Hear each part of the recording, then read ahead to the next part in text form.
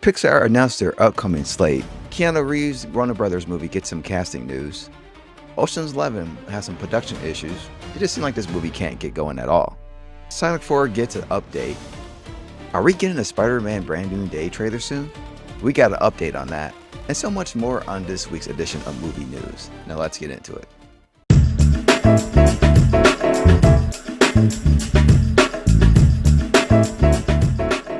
Hello, movie peeps. Thank you for watching NibbleNFlicks, the podcast where snacks meet cinema. I'm your host, Jeff Reed. Give us a like on this video so we get more eyes on it, and also subscribe to help the channel grow. And now let's get into movie news.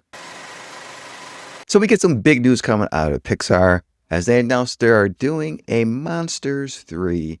And this update comes from the Wall Street Journal while they were promoting their now released movie Hoppers, which is in the theaters today, which is a banger movie.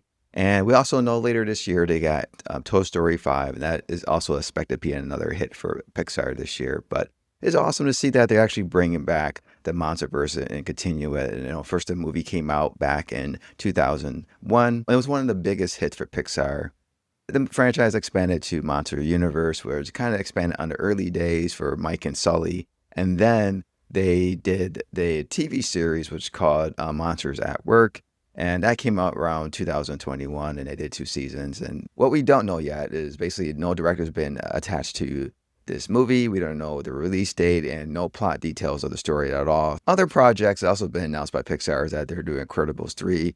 And that movie will be coming out in 2028. And also Coco 2 will be coming out in 2029. And Pixar also announced their first musical, and that is called One Ghost Market. And the theme is basically based on Asian myth on supermarkets with a supernatural thing that's going on with it, and it's supposed to be about the living, the dead interacting, and that sounds very interesting. I kind of want to see what that's all about. It seems like Pixar is leaning heavy on the big franchises, but they're also doing original content as well, and I kind of like how they kind of mix it up. And yeah, I'm excited to see what they're going to do in the next couple of years. It's nice to get this slate so we can see what's coming up. And they're banging it right now in 2026. Hopper's already going to be a huge success at the box office, and we already know what Toy Story is going to be. So yeah, this is awesome. I'm real excited to see some upcoming films of Pixar. Keanu Reeves' sci-fi action movie with Warner Brothers that used to be called Shiver, and now it's on title now, has just cast Kaley Cook to be in this movie. She'll be the female-led opposite role of Keanu Reeves. In this movie, Cook will be playing a scientist trying to help Keanu Reeves' character break this recurring cycle. And the story follows this smuggler played by Keanu Reeves, who is caught in this time loop of double crossing in the Caribbean Sea. And each loop leaves him surrounded by mercenaries, dead bodies, and sharks. The movie's being directed by Tim Miller, who also was attached to Deadpool, Terminator, Dark Fate. And the movie actually started production this week. And I heard that the film is going to be around all these water tanks to have like these ocean sequences. So that's kind of cool how they're doing this practical. I thought that was very interesting that they're going to be doing that type of way. So it'll be kind of cool to see what they do in this movie. The movie, like I said, had this tone of like re-looping or a time loop or recurring over and over, and kind of like Edge of Tomorrow, which is kind of cool as well. And the movie will be coming out August 13th. 2027, and I can't wait to see this trailer to see what this is all about.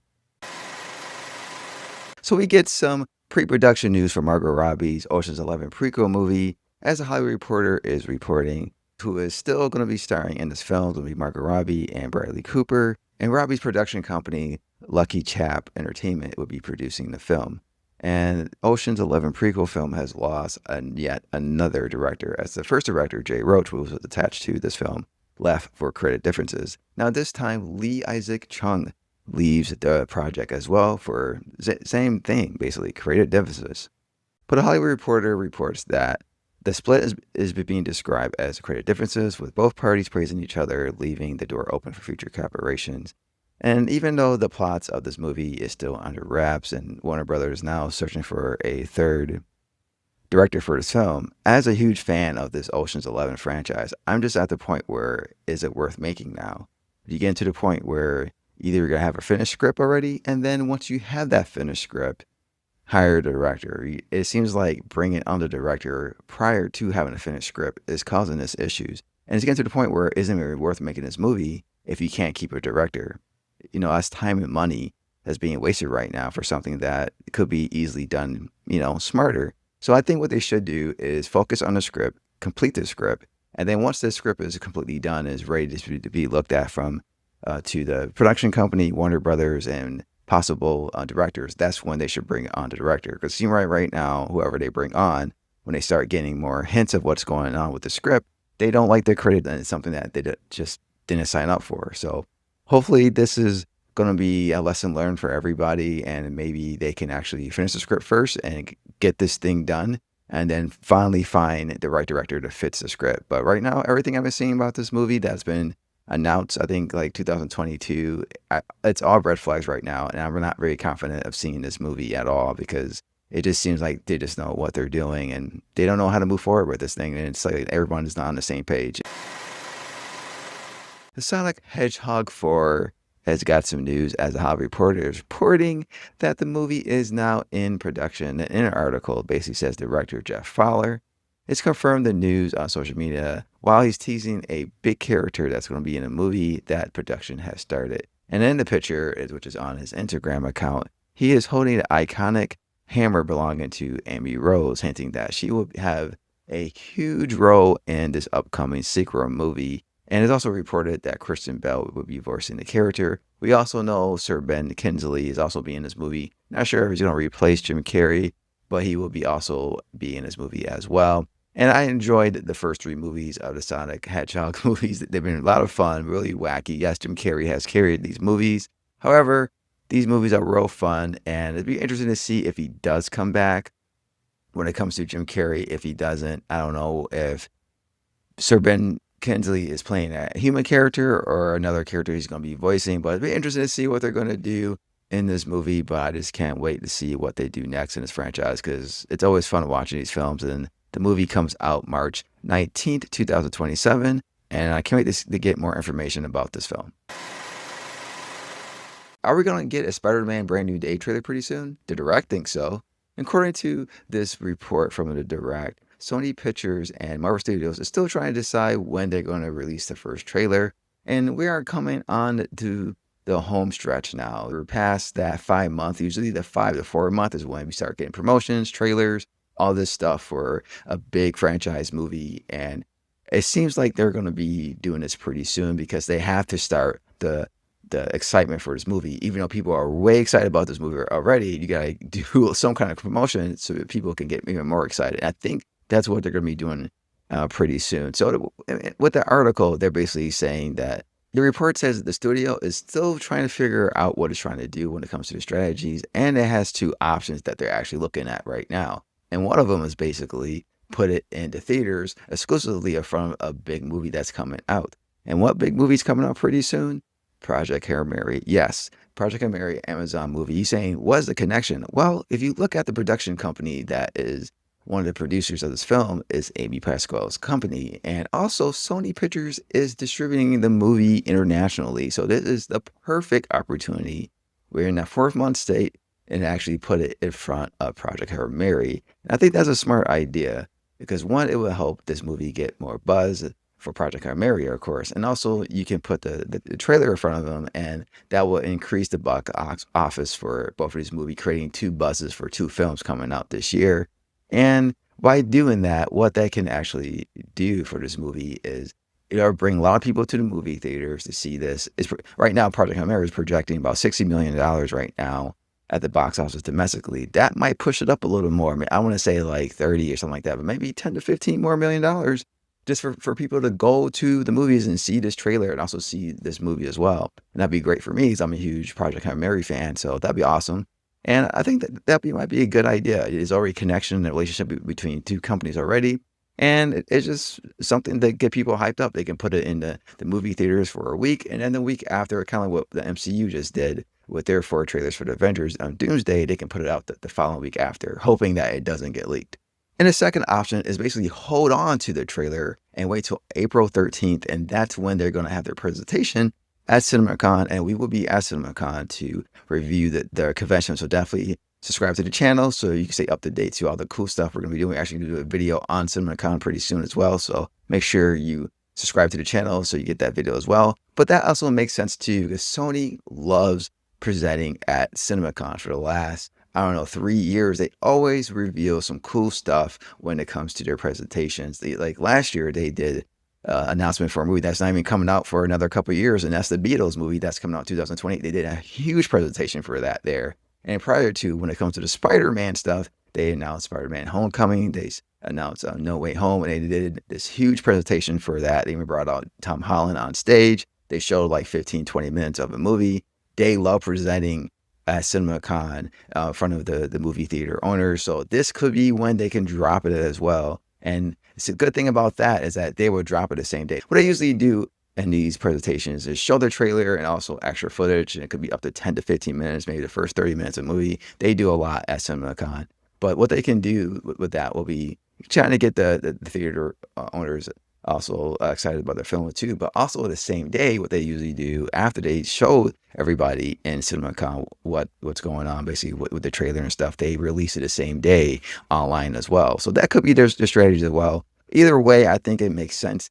I know what they're going to do, but I don't think they're going to wait for another month to drop the first trailer. I think they might do it pretty soon when it comes to Project Hail Mary. I think that would start the buzz to get everybody hyped up and crazy more. And then once we get into CinemaCon, they're going to show some more footage and then, try to get the movie theaters and also the fans excited. And whatever they release at CinemaCon, they'll put that online as well. Probably like a small little teaser trying to get more hype for the film. So overall, I'm excited to see what they're going to do. Both options are actually smart. I think they should go for option one just to get more people in the movie theaters, getting hyped and start building up, to ramp up the excitement for everyone as soon as possible. So by the time we get to the July, everybody is completely all in for this movie. And also we get an idea exactly what this film is about. So yeah, what do you think about this? What option do you think they should take? One, put it in front of Project Hail Mary, or two, wait for CinemaCon and drop it there and then online same day? Let me know in the comment section below. And finally, we get some box office news as the numbers for this week has finally released, and we got some good news and we got some really bad news.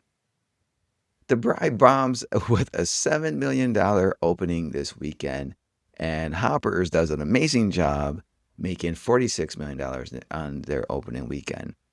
As the Hollywood Reporter and also the Variety is reporting, director Maggie Gyllenhaal's Bride is basically a reimagining of the Bride of Frankenstein movie, has absolutely bombed at the box office, making only $7 million domestically, $6.6 million internationally, for a total of $13.6 million off a $90 million budget. And just showing that this movie, with the mixed reviews for the critics and audience, that this movie is absolutely failed and it's going to get worse in the coming weeks for this movie. And it's sad because this movie was very, very interesting movie when it comes to the way it was shot, the style they were doing. I mean, Gyllenhaal swung for the fences, and it's going to show that this movie is not going to be a productive movie at all. It's actually going to lose some money, and hopefully it can make some on streaming and probably VOD. But yeah, this one looks like it's going to be a huge loss for Warner Brothers. And this is the first time that we got a movie from Warner Brothers that doesn't win at the box office and it's open weekend and did not make either $30 million. And, it's breaking a 9-movie run, but, hopefully the next movie does well. But this one, this one is very sad because a lot of heart went in this movie. You could tell Gyllenhaal had all the control and was given basically the blessings from Warner Brothers to make any kind of movie she wanted to do, but it just didn't pan out this time, unfortunately.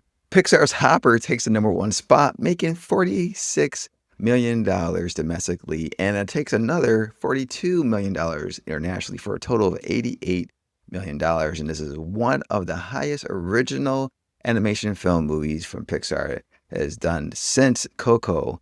And this is awesome news. This movie was a banger, absolute lot of fun with this movie. And you can tell this is going to be a kid-friendly movie that's going to have some long legs, and it's going to make a lot of money for Disney and Pixar. So definitely a good thing for them. And I can't wait to see what else it's going to do for the next upcoming weeks. Also, with Hoppers off its $150 million budget, it seemed like it was going to be a profitable film. So for the first week, making 88 already, which is more than half of the budget, it's going to be a profitable movie. And I see this movie having long legs at the box office. Elsewhere in the box office, Scream 7 takes a nosedive with a 74% decline in their second week.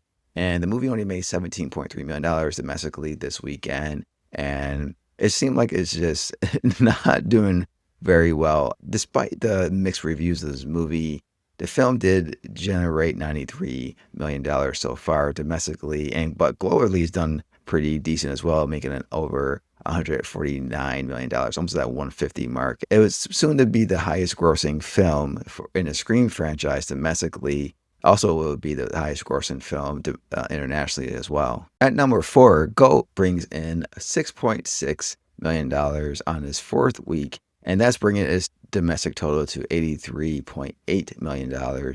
And internationally, it has also earned $62.5 as well, for a totaling of $164 globally, and that's pretty good. That's real good for this movie.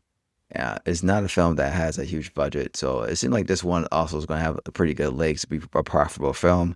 And that's good. You got this film hoppers in there, so you got 2 options for families to go to the movie theaters, and either one would be good. So hopefully both films can be profitable. And Wuthering Heights is running off the top 5, has made $3.8 million domestically this past weekend, and that's punting at $78 million for domestically for a total. But what this movie is doing internationally is keeping this thing running, and now has made over $134.9 million internationally, and globally, when you combine both domestic and international, it has made over $213 million based off a $80 million budget. So that's awesome for this movie. And I can see this movie keep pushing along. I don't know if it's going to hit the 300 mark, but it might hit 250, and that would be a huge win for this movie that had mixed reviews. Well, thank you for watching this episode of Movie News. We appreciate you taking the time out of your day to watch this video. Please give us a like on the video so we get more eyes on the video. Also subscribe to the channel so we can grow this channel and you get notified when new content is uploaded. And until next time, keep watching good or bad or terrible movies, but always keep it real. And I'll see you in your next video. Take care and goodbye.